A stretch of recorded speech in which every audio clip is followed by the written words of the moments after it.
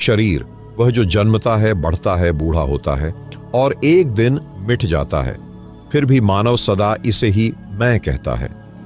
क्या यह संभव है कि जो क्षण क्षण बदल रहा है वह मैं हो सकता है? क्या मैं वही हूं जो आईने में दिखाई देता है, या वह जो आईने को देख रहा है? जब शरीर रोग से भर जाता है तब भी भीतर कुछ है जो कहता है मुझे कुछ नहीं हुआ। जब नींद में शरीर खो जाता है तब भी कोई जागता रहता है। कौन है वह? वह क्या है जो मृत्यु की छाया में भी अमर बना रहता है? प्रिय साधक, आप यहां तक आए हैं, यह कोई संयोग नहीं है। यह आपकी आत्मा की वह पुकार है जो वर्षों से भीतर ही भीतर उत्तर खोज रही थी। यह वीडियो सिर्फ जानकारी नहीं, अनुभूति की यात्रा है। हर शब्द, हर मौन आपको उस सत्य के निकट ले जाएगा जिसे परमहंस योगानंद जी ने स्वयं जिया और प्रकट किया। यदि आप इस यात्रा में पूरी तरह उतरते हैं तो केवल यह जानेंगे कि आप शरीर नहीं हैं, बल्कि अनुभव करेंगे कि आप शुद्ध चेतना हैं। तो आइए इस दिव्य यात्रा में स्वयं को समर्पित करें। यदि यह कुछ छू जाए तो इसे साझा करें, क्योंकि ज्ञान की लौ तभी तेज होती है जब वह बांटी जाती है। आपका शरीर, जिसे आप हर क्षण मैं कहकर पुकारते हैं, क्या आपने कभी पूछा है कि यह मैं कौन है? क्या यह वह हाथ है जो किसी को छूता है, या वह हृदय जो धड़कता है, या वह मस्तिष्क जो सोचता है? अगर शरीर ही मैं हूं, तो जब नींद में मस्तिष्क विचार नहीं करता तब कौन बचा रहता है? जब शरीर शून्य में विलीन हो जाता है तब भी जो भीतर कुछ जागता है वह कौन है? परमहंस योगानंद जी कहते हैं, शरीर केवल एक वस्त्र है, जैसे कपड़ा जिसे आत्मा पहनती है। वह आता है, कुछ समय तक रहता है और फिर मिट जाता है, लेकिन जो उसे पहनता है वह कभी नहीं मरता। क्या आपने कभी महसूस किया है कि जब शरीर में पीड़ा होती है तो कोई ऐसा भी है भीतर जो उस पीड़ा को देख रहा होता है, जो स्वयं पीड़ा नहीं बनता, केवल साक्षी बना रहता है? यदि आप शरीर होते तो शरीर की हर पीड़ा आपकी आत्मा को भी जला देती, लेकिन ऐसा नहीं होता। इसका अर्थ यही है कि आप शरीर नहीं हैं, आप उससे परे हैं। आप वह हैं जो शरीर को देखता है, जानता है, लेकिन उससे बंधा नहीं है। कभी शांत बैठिए और गहराई से पूछिए, अगर यह हाथ कट जाए तो क्या मैं कट जाता हूं? अगर यह शरीर बूढ़ा हो जाए तो क्या मैं भी बूढ़ा हो जाता हूं? अगर यह शरीर एक दिन मृत्यु को प्राप्त हो जाए तो क्या मैं भी समाप्त हो जाऊंगा? इन प्रश्नों का उत्तर बाहर नहीं है, यह उत्तर आपके भीतर ही सोया पड़ा है, जिसे परमहंस योगानंद जी की दृष्टि ने बार बार जगाया। योगानंद जी कहते हैं, तुम शरीर नहीं हो, तुम आत्मा हो, शुद्ध, दिव्य, शांत और अमर। लेकिन आत्मा को जानना कोई विचार नहीं, यह एक अनुभव है, और अनुभव तब होता है जब आप शब्दों के शोर से, विचारों की भीड़ से कुछ पलों के लिए निकलकर भीतर की उस नीरवता में उतरते हो जहां मैं का अहंकार नहीं, केवल मौन का सागर है। तो क्या आप अभी उसी मौन में उतर सकते हैं? क्या आप शरीर से परे उस उपस्थिति को महसूस कर सकते हैं जो बिना कुछ बोले भी जानती है कि वह है? यदि हां, तो आप स्वयं जान जाएंगे, मैं शरीर नहीं हूं, मैं आत्मा हूं जो कभी जन्मी नहीं, कभी मरेगी नहीं। लेकिन आत्मा को केवल जानना पर्याप्त नहीं, उसे जीना पड़ता है, और जीने के लिए चाहिए जागरण। जागरण उस चेतना का जो अब तक नींद में थी, लेकिन अब उसे स्वयं को पहचानना है। जिस प्रकार सूरज हर दिन उगता है, पर उसकी पहली किरण तब दिखती है जब हम आंखें खोलते हैं, उसी तरह आत्मा सदा रही है, पर उसका प्रकाश तभी दिखता है जब भीतर की आंख खुलती है। वह आंख जिसे परमहंस योगानंद ने दिव्य दृष्टि कहा, जिसे पश्चिम की भाषा में तीसरी आंख कहा गया, लेकिन वह केवल शरीर के माथे में स्थित कोई बिंदु नहीं, बल्कि वह दृष्टि जिससे आत्मा स्वयं को देखती है। जब आप यह नहीं पूछते कि दूसरे मुझे कैसे देखते हैं, बल्कि यह पूछते हैं कि मैं स्वयं को कैसे देख रहा हूं, तभी पहली बार आत्मा की ध्वनि सुनाई देती है। आपने शायद ध्यान दिया होगा, जब आप पूर्ण मौन में होते हैं, शरीर को हिलाना बंद कर देते हैं, मन को विचारों से मुक्त कर देते हैं, तो एक अजीब सी उपस्थिति का अनुभव होता है, जैसे कुछ है जो आपको देख रहा है, जो शरीर के बाहर नहीं और न ही पूरी तरह भीतर। वह क्या है?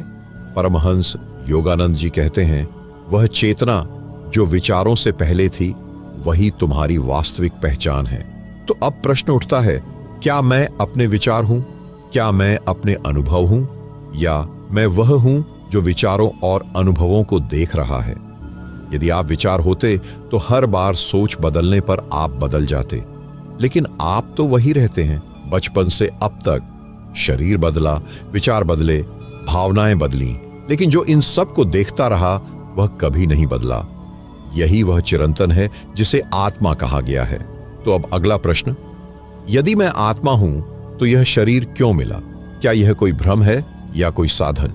योगानंद जी कहते हैं, शरीर आत्मा का वाहन है, वह साधन है आत्मबोध के लिए, न कि पहचान का स्रोत। जैसे कोई पायलट विमान चलाता है, वह विमान में बैठा होता है लेकिन वह विमान नहीं होता, वैसे ही आत्मा शरीर में रहती है लेकिन वह शरीर नहीं होती।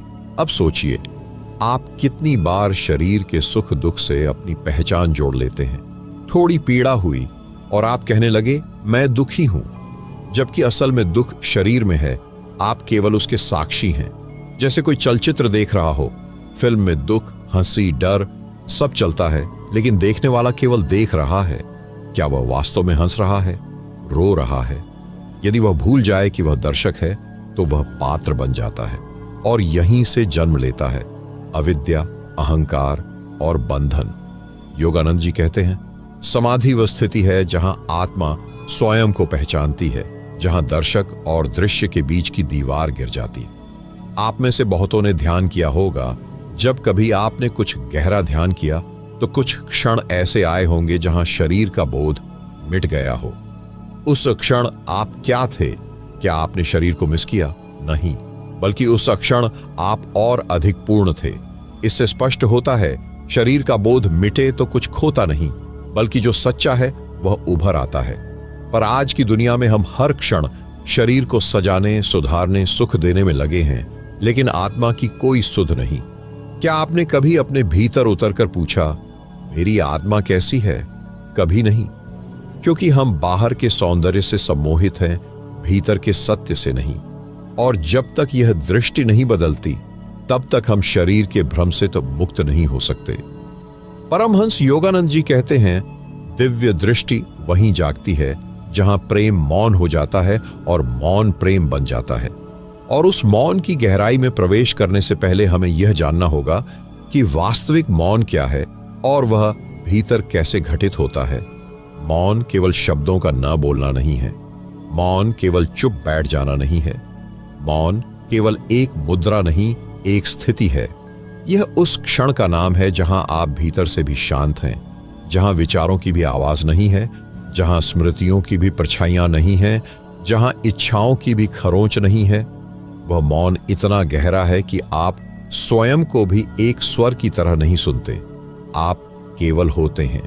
और वह होना किसी वाणी के बिना, किसी धारणा के बिना एक अनुभव बन जाता है। पर यह प्रश्न बार बार सामने आता है, क्या मौन को साधा जा सकता है? क्या मौन एक अभ्यास है या एक अनुग्रह? योगानंद जी कहते हैं, मौन वह नहीं जो तुम करते हो, मौन वह है जो तुम्हारे भीतर अपने आप घटता है जब तुम करना छोड़ देते हो। हमारा मन आदतन कुछ करता रहता है, वह या तो स्मरण करता है या कल्पना करता है या तुलना करता है, और जब आप उसे रोकने की कोशिश करते हैं तो वह और भी शोर करने लगता है।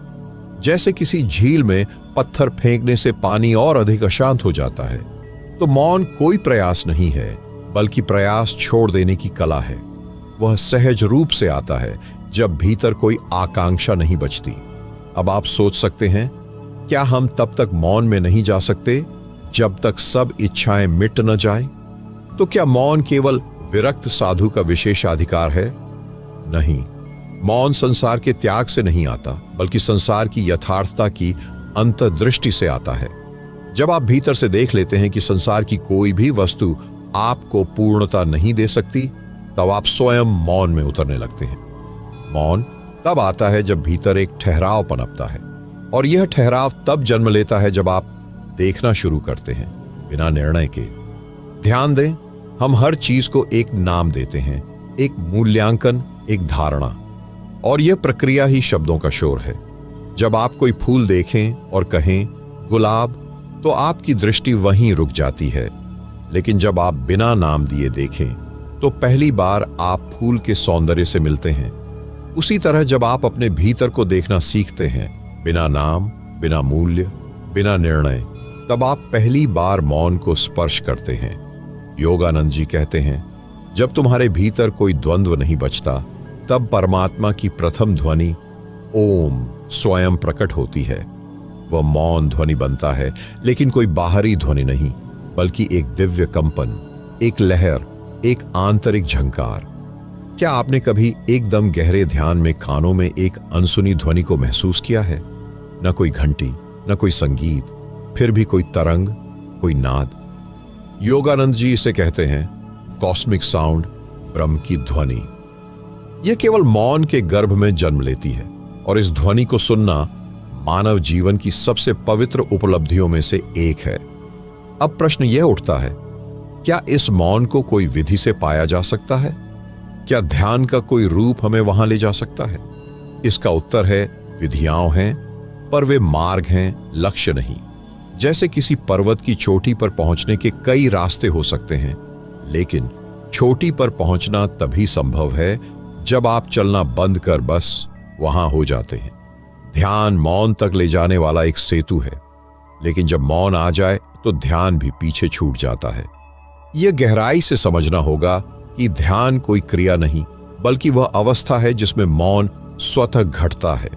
और जब मौन घटता है तो वहां परमात्मा की पहली झलक मिलती है, क्योंकि वह कभी शोर में नहीं आता। वह तब आता है जब आपका मन पूरी तरह खाली हो। जैसे रात्रि की शांति में कोई जलप्रपात सुनाई दे जो दिन की चहल पहल में छिपा रहता है। तो यदि आप सचमुच जानना चाहते हैं परमात्मा को, तो पहले मौन को जानिए, और मौन को जानने के लिए अपने भीतर के शब्दों से, धारणाओं से, प्रतिक्रियाओं से थोड़ा थोड़ा करके मुक्त होना सीखिए। क्योंकि मौन केवल अनुपस्थिति नहीं है, वह उपस्थिति की चरम अवस्था है। वह परमात्मा की उपस्थिति है जो बिना किसी परिचय के आती है, जो किसी नाम या रूप की मोहताज नहीं। उस मौन में आप पहली बार अनुभव करते हैं कि आप केवल शरीर नहीं हैं, आप केवल मन नहीं हैं, आप केवल कोई स्मृति, इतिहास या पहचान नहीं हैं। आप एक अनंत चेतना हैं जो सब कुछ देख सकती है बिना उसमें उलझे हुए। जब भीतर मौन उतरता है तो आप देखते हैं आपका शरीर सांस ले रहा है, आपका मन विचार कर रहा है, आपका हृदय भावनाओं से गुजर रहा है, लेकिन आप इन सबसे परे एक साक्षी हैं। यह साक्षी भाव ही आत्मा का प्रथम अनुभव है। योगानंद जी कहते हैं, साक्षी भाव ही आत्मा की पहली किरण है जो तुम्हें परमात्मा तक पहुंचाती है। और यह अनुभव तभी संभव होता है जब भीतर कोई बाधा नहीं हो, न कोई डर, न कोई लालच, न कोई आग्रह, न कोई प्रतिरोध। मौन में आपके सभी पर्दे गिर जाते हैं। आपके भीतर का मैं धीरे धीरे पिघलने लगता है, और जैसे जैसे यह मैं अस्तित्व में विलीन होता है, वैसे वैसे आप अनुभव करते हैं एक विराट उपस्थिति को, जो न तो समय में बंधी है, न ही किसी दिशा में सीमित। यही वह क्षण है जहां ध्यान अपनी चरम सीमा को छूता है, और वही क्षण आत्मा की परम गति का आरंभ है। कई साधक यहीं पर रुक जाते हैं। वे इस मौन में कुछ आनंदित क्षणों को जीते हैं, और फिर मन वापस अपनी पुरानी चालों में उतर आता है। लेकिन यदि आप उस मौन में टिके रहें बिना किसी इच्छा के, तो कुछ विलक्षण घटित होता है। आपका अस्तित्व धीरे धीरे विस्तारित होने लगता है। आपको लगता है जैसे आप केवल अपने शरीर तक सीमित नहीं हैं, बल्कि यह संपूर्ण आकाश, यह संपूर्ण सृष्टि आप ही हैं। अब आत्मा को उसकी विस्तारशील प्रकृति का अनुभव होने लगता है। योगानंद जी कहते हैं, आत्मा अपने मौन में परमात्मा की प्रतिध्वनि बन जाती है। यह प्रतिध्वनि कोई शब्द नहीं होती, यह अनुभूति होती है कि मैं तुम हूं और तुम मैं हो। तब परमात्मा को जानने का अर्थ बदल जाता है। अब परमात्मा कोई अलग सत्ता नहीं, कोई दूर का प्रभु नहीं, कोई पौराणिक आकृति नहीं, बल्कि एक जीवित अनुभव बन जाता है जो आपकी हर श्वास में बहता है। और जब यह घटता है, तब भीतर एक गहन प्रेम उत्पन्न होता है। यह प्रेम किसी वस्तु, व्यक्ति या विचार के लिए नहीं होता। यह प्रेम अकारण होता है। आप हर चीज से प्रेम करने लगते हैं। क्योंकि हर चीज में वही परम सत्ता चमक रही होती है। अब ध्यान मौन से होकर प्रेम की ओर प्रवाहित हो गया है। ध्यान अब कोई अभ्यास नहीं रहा, बल्कि जीवन की शैली बन गया है। आप चलते हैं ध्यान में, आप देखते हैं प्रेम में, आप जीते हैं मौन में। अब आपका होना ही ध्यान बन जाता है और वही होना आत्मा की पूर्णता है। इसी पूर्णता में एक दिन वह क्षण आता है जिसे योगानंद जी कहते हैं फाइनल मर्जिंग, अंतिम विलयन। यह वह क्षण है जहां आत्मा और परमात्मा का भेद मिट जाता है, जहां मैं और तू दोनों मौन में पिघलकर एक अहम ब्रह्मास्मि की प्रतिध्वनि बन जाते हैं। और अब इसी चेतना की अगली परत को हम एक अद्भुत कहानी के माध्यम से समझने जा रहे हैं, जिसमें एक साधक, एक रहस्य और मौन की अंतिम परीक्षा छिपी है। बहुत पहले की बात है, शायद हजारों वर्ष पूर्व हिमालय की गहराइयों में एक छोटा सा आश्रम था। न कोई द्वार, न कोई नामपट, न कोई प्रचार। वह आश्रम केवल उन्हीं के लिए था जिन्होंने भीतर से पुकार सुनी थी। उस आश्रम में एक गुरु रहते थे, स्वामी त्र्यंबकनाथ। उनकी आंखों में ऐसा मौन था कि उसे देखने वाला अपनी ही ध्वनि भूल जाता था। कोई उनके पास अधिक देर रह नहीं पाता, क्योंकि उनकी उपस्थिति में भीतर की सारी परतें पिघलने लगती थीं। उनके पास एक शिष्य था, नाम था आर्य मित्र। युवक था, तेजस्वी था, मन में ज्ञान की आग थी।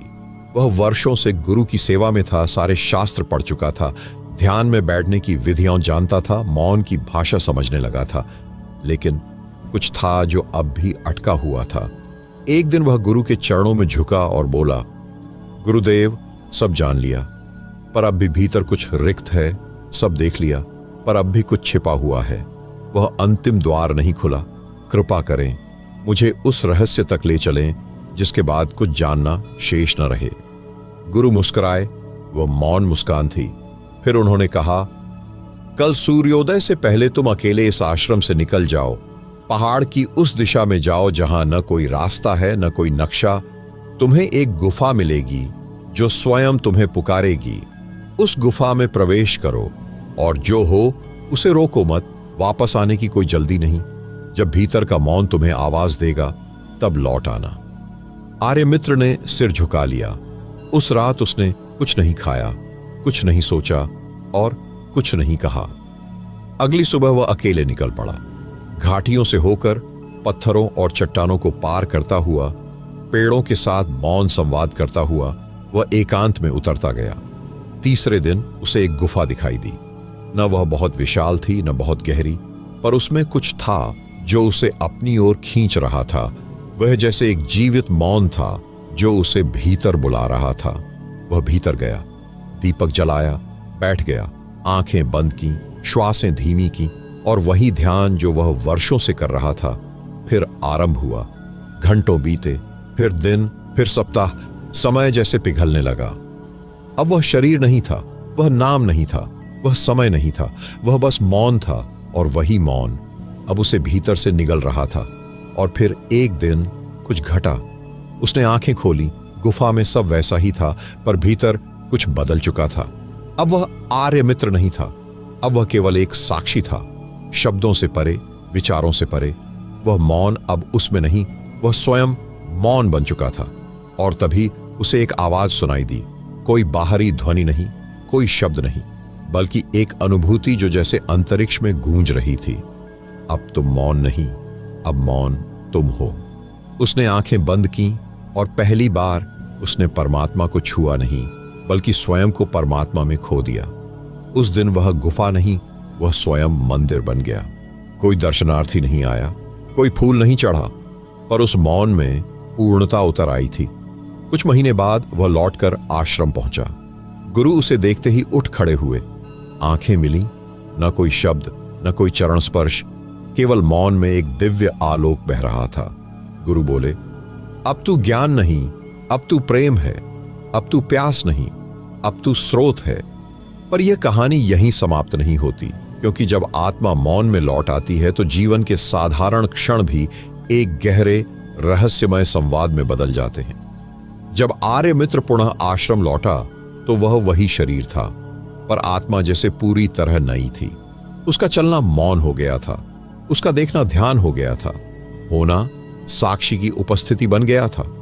अब वह किसी से कुछ नहीं कहता था और फिर भी सब कुछ कह देता था। कई शिष्य उसकी ओर आकर्षित हुए। वे सोचते थे कि वह कोई चमत्कारी संत है, पर वह केवल मौन था और जो उसकी ओर देखता था उसे अपना ही चेहरा पहली बार साफ दिखाई देता था। एक दिन गुरु ने उसे पास बुलाया और कहा, अब तुम्हारा जीवन केवल तुम्हारा नहीं रहा, अब यह सृष्टि की सेवा में प्रवाहित होगा। अब तुम्हें वह कार्य करना होगा जो बाहर से असंभव लगता है पर भीतर से सहज है। तुम्हें उस मौन को दुनिया के कोलाहल में ले जाना है। न बात करनी है, न प्रवचन देना है, सिर्फ रहना है जैसे कोई दीपक, जिसे देखकर कोई और भी अपने भीतर लौ देख सके। गुरु ने उसे एक दिशा दिखाई। कहा, इस दिशा में एक नगर है जहां लोग सब कुछ जानते हैं पर स्वयं को भूल चुके हैं। तुम वहां जाओ, न किसी को उपदेश देना, न कोई चमत्कार दिखाना, बस रहना और देखना। आर्यमित्र उस नगर की ओर चला गया। वह नगर था जहां व्यापार, युद्ध, विज्ञान, धर्म, दर्शन सब कुछ था, पर भीतर की शांति नहीं थी। वह एक साधारण कुटिया में रहने लगा।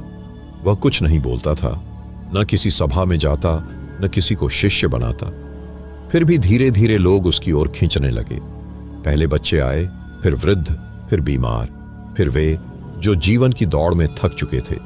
वह बस बैठा रहता और जो कोई आता वह केवल उसके मौन को महसूस करता।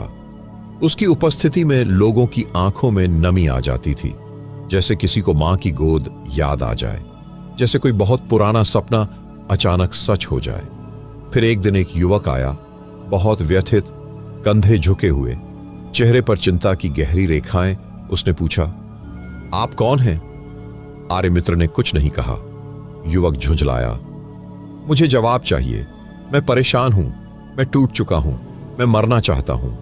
आर्यमित्र बस उसे देखता रहा, गहरी करुणा से, गहरी मौन दृष्टि से। युवक और भी बौखला गया। आप कुछ क्यों नहीं बोलते? फिर एक क्षण आया, उसने आर्यमित्र की आंखों में देखा।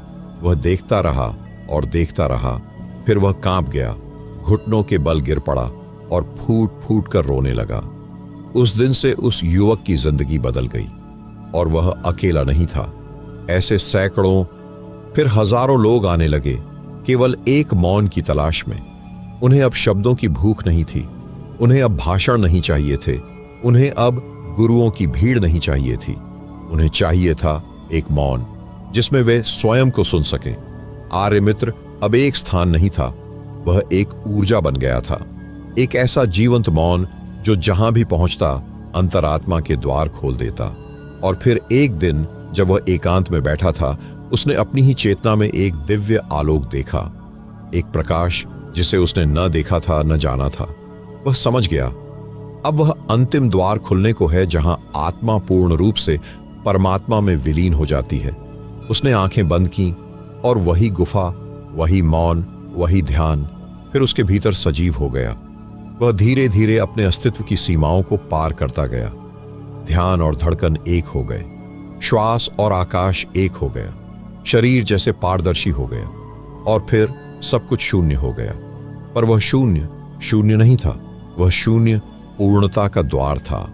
अब आर्यमित्र नहीं रहा, अब न नाम था न रूप, केवल एक मौन तरंग जो चिरकाल तक इस धरा पर बहती रहेगी। जिसे कोई सुनना चाहे तो उसे शोर से बाहर आना होगा और मौन में उतरना होगा। जब भीतर मौन पूर्ण हो जाता है तो बाहर की दुनिया अचानक बदलने लगती है। वही पेड़, लेकिन वे अब केवल पेड़ नहीं रहे, वही आकाश, लेकिन अब उसमें कोई अंत नहीं लगता। वही लोग, पर अब उनमें एक नई चेतना दिखाई देती है। ये कोई कल्पना नहीं है, ये कोई भ्रम नहीं है, यह ध्यान की उस परिपक्व अवस्था का अनुभव है जहां साधक पहली बार सृष्टि के भीतर साक्षात परमात्मा को देखने लगता है। पर यह देखने की बात भी अधूरी है, क्योंकि वहां कोई देखने वाला बचता ही नहीं। वहां केवल देखना होता है और वह देखना ही स्वयं परमात्मा बन जाता है। यहां वह बिंदु आता है जहां ध्यान और ध्यान करने वाला दोनों विलीन हो जाते हैं। साधक अब खोज में नहीं होता, साधक अब प्रतीक्षा में नहीं होता, साधक अब केवल होता है और वह होना ही परम सत्य में उसकी उपस्थिति बन जाता है। इसे योगानंद कहते थे, God is centre everywhere, circumference nowhere. परमात्मा हर बिंदु पर केंद्र है और उसका कोई घेरा नहीं। तुम कहीं भी हो सकते हो और वहीं से प्रवेश द्वार खुल सकता है, पर वह प्रवेश केवल उन्हीं के लिए है जो भीतर पूरी तरह खाली हो गए हों। खाली पर प्रेम से, खाली पर सजगता से, खाली पर समर्पण से। इस अवस्था को प्राप्त करने के लिए एक साधक को भीतर एक आग जगानी होती है, एक तड़प, एक पुकार जो दुनिया की किसी भी वस्तु से नहीं बुझती। यह तड़प भीतर से ही आती है और जब वह जाग जाती है तो सारा जीवन एक तपस्या बन जाता है। कभी तुम रास्ते पर हो, कभी रास्ता तुम में होता है, कभी तुम मौन साधना कर रहे हो, कभी वह साधना तुम्हें साध रही होती है, कभी तुम ध्यान में प्रवेश करते हो, कभी ध्यान तुम्हें अपने भीतर खींच लेता है। इस द्वैत की समाप्ति ही आध्यात्मिक जीवन की अंतिम मंजिल है। अब प्रश्न नहीं होते, अब उत्तर भी नहीं होते, अब केवल मौन होता है जो न कभी जन्म लेता है न मरता है। और यही वह मौन है जिससे सारे अर्षे उपनिषदों में बोले हैं, नेति नेति न यह न वह। क्योंकि शब्द हमेशा सीमित होते हैं और सत्य असीमित। एक बार जब साधक इस मौन में स्थापित हो जाता है तो वह जो भी करता है वह ध्यान हो जाता है। वह चल रहा हो तो ध्यान है, वह बोल रहा हो तो ध्यान है, वह खा रहा हो तो ध्यान है, वह मौन है तो परम ध्यान है। क्योंकि अब साधना कोई क्रिया नहीं रह जाती, अब साधना स्वभाव बन जाती है। अब जीवन और ध्यान दो नहीं रहते, अब श्वास और परमात्मा अलग नहीं रहते। वही साधक जो कल तक भ्रमित था अब ब्रह्म में प्रतिष्ठित हो गया है और तब जीवन की सबसे रहस्यमयी घटना घटती है। परमात्मा उससे संवाद करने लगता है। यह संवाद न आंखों से होता है, न कानों से, न विचारों से, न कल्पनाओं से।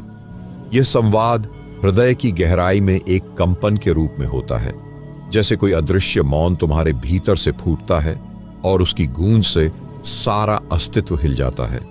तब साधक के लिए हर पत्ता एक श्लोक बन जाता है, हर फूल एक उत्तर बन जाता है, हर चिड़िया की आवाज एक दिव्य संकेत बन जाती है। और जब साधक पूरी तरह सजग होता है तो वह समझ जाता है कि परमात्मा कभी बाहर नहीं था, वह सदा भीतर ही था, पर मैं बाहर देखता रहा।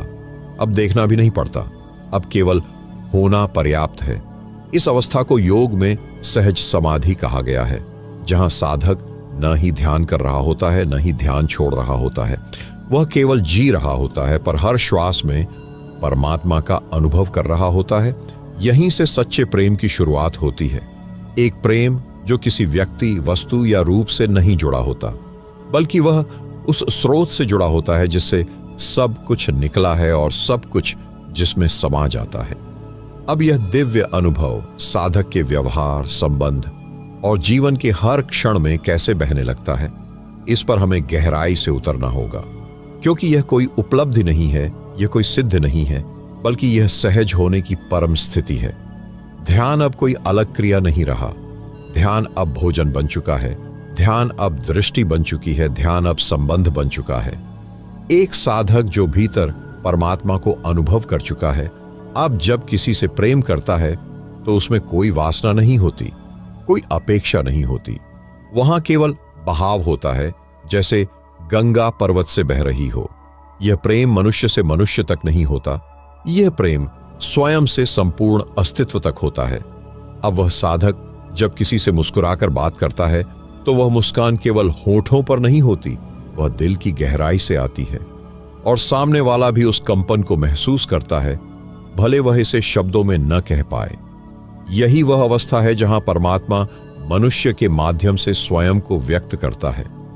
अब साधक जब किसी को छूता है तो वह छुअन केवल शरीर की नहीं होती, वह आत्मा को छूती है। उसमें कोई नियंत्रण नहीं, कोई स्वार्थ नहीं, वह केवल ऊर्जा की तरंग होती है जो दूसरे के हृदय में सुकून की लहर छोड़ जाती है। तब साधक कुछ कहे न कहे, उसकी उपस्थिति ही बहुत कह जाती है। वह किसी को उपदेश नहीं देता, वह केवल मौन में उपस्थित होता है और वही उपदेश बन जाता है। यह वह अवस्था है जहां तुम कुछ भी करो वह ध्यान होता है। तुम जल पी रहे हो और वह परमात्मा से मिलन हो जाता है। तुम किसी से बात कर रहे हो और वह आत्मा का आलिंगन बन जाता है। जीवन अब एक साधना बन जाता है। हर क्रिया एक मंत्र बन जाती है, हर सांस एक यज्ञ बन जाती है। अब साधक के लिए कोई दिन पवित्र नहीं, कोई स्थान विशेष नहीं। अब वह जहां हो वह स्थान मंदिर है। अब जो समय है वही कालखंड सबसे शुभ है।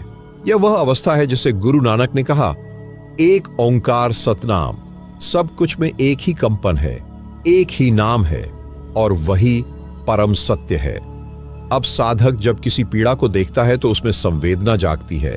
नहीं, यह कृत्रिम नहीं होती, यह करुणा होती है जो भीतर से स्वतः बहती है। अब वह किसी की मदद करता है तो उसमें दया नहीं होती, उसमें स्वयं को देखना होता है, क्योंकि अब उसे अनुभव हो गया है कि हर जीव में वही चेतना है जो उसके भीतर है। और यह अनुभव मात्र विचार नहीं, बल्कि एक जीवंत अनुभव है जो हर क्षण उसे स्पर्श कर रहा होता है। अब उसका चलना जैसे कोई मौन कविता हो, उसका बोलना जैसे कोई प्रार्थना हो, उसका मौन जैसे साक्षात ब्रह्म हो। अब वह किसी मंदिर, मस्जिद या गिरजाघर का मोहताज नहीं, अब वह स्वयं एक जीवित मंदिर बन चुका है। उसका शरीर एक देवालय है और उसकी चेतना स्वयं देवता है। तब वह साधक अब दूसरों को भी इसी राह पर चलने के लिए प्रेरित करता है, पर उपदेश के द्वारा नहीं, बल्कि अपने अस्तित्व से। अब वह कहता नहीं कि ध्यान करो, वह केवल ध्यान हो जाता है और उसकी उपस्थिति में दूसरों के भीतर मौन की तरंग उठती है। यही वह अध्यात्म है जो गुरु से शिष्य तक मौन में प्रवाहित होता है। अब जीवन में कोई भय नहीं बचता, कोई आकांक्षा नहीं बचती, कोई संघर्ष नहीं बचता। अब जो है वही पूर्ण है। अब जो घट रहा है उसी में परमात्मा प्रकट हो रहा है। अब साधक का उद्देश्य कुछ पाना नहीं होता, अब उद्देश्य केवल होना होता है, और इस होने में ही सब कुछ अपने आप मिल जाता है। शांति मिलती है, संतोष मिलती है, अनंत प्रेम मिल जाता है। और यही है उस साधना की पूर्णता, जहां ध्यान केवल अभ्यास नहीं रह जाता, बल्कि जीवन का स्वभाव बन जाता है। जहां साधक और परमात्मा दो नहीं रह जाते, बल्कि एक हो जाते हैं। जहां श्वास भी ध्यान है, सांसारिक कार्य भी ध्यान है, संबंध भी ध्यान है, मृत्यु भी ध्यान है, तब जीवन और मृत्यु एक लय हो जाते हैं और साधक अमृत का स्वाद चखता है जो कभी न समाप्त होने वाला है।